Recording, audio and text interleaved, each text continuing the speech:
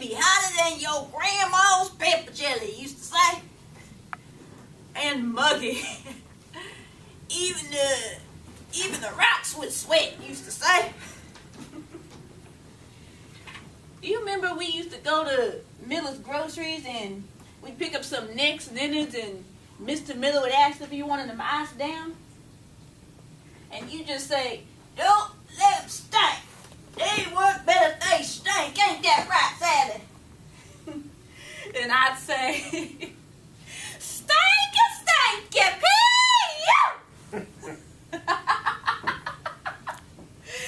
You, Mr. Miller, would laugh till you ran out of breath.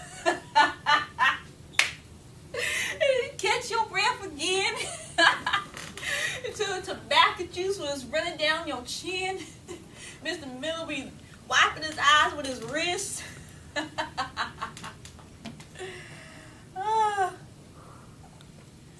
know, the funny thing is that I don't remember exactly what we was laughing at. Huh. Do you remember, Grandpa? No, I guess it didn't matter much. I guess we was laughing just because. Just because. Back then, we'd pick up the necks and innards, and Mr. Miller give you some chaw and me a lollipop. Cherry. It'd be cherry with a chocolate center. And back then, we was walking down to the bayou, and we'd go down to the mud banks, and you show me your special knots for tying up the necks and innards. You say, not too tight, otherwise they break off. And not too loose, you say, they have to be just right.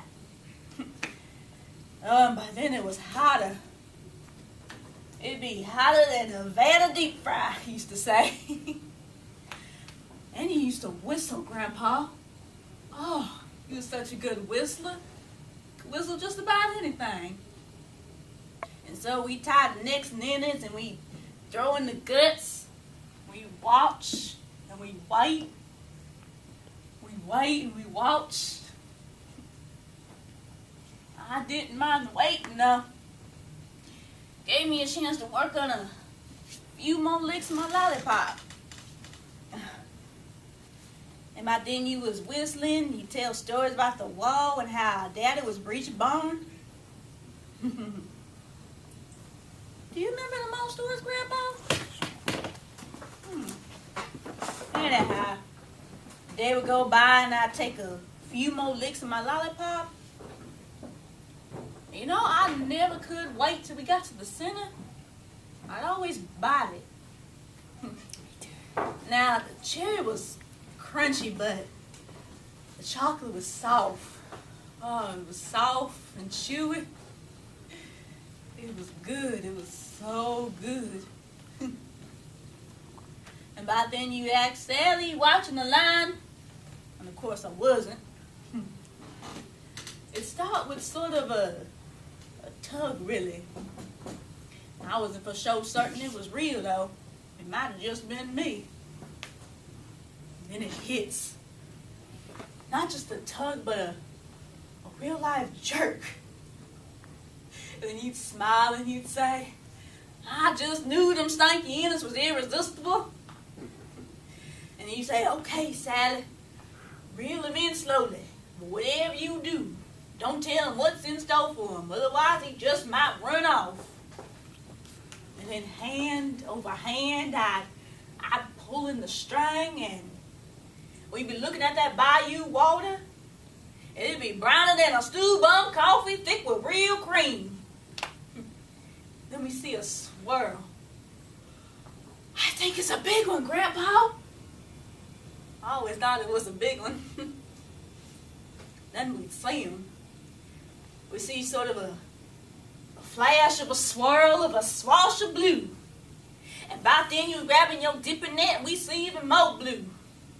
By then them big blue claws jerking at the necks and innards like they trying to drag them home. You right, Sally, it's a big one. Don't let him get away. Reel him in just like your grandma reeled me in. And then it became a battle. A battle of wheels. A battle between me shaking and crab dragging. And by then you grab your dipping net when you see his little bitty eyes, throw it down, and we screaming and howling like a banshee. We got him, Sally! Warm up the pot, Grandma. We's eating good tonight.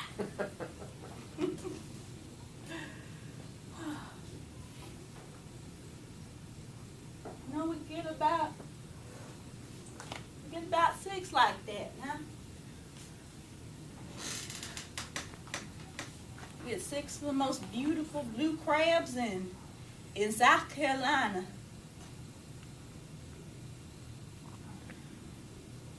6 of the most beautiful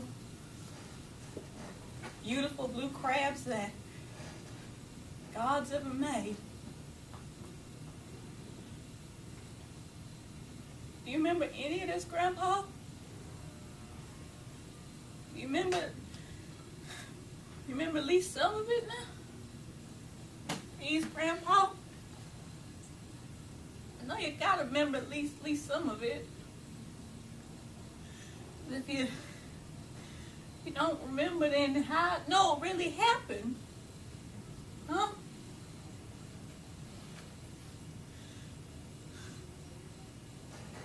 Well, I gotta go now, Grandpa, now. I'll be back next week, you hear? Thank you, Grandpa. And I love you.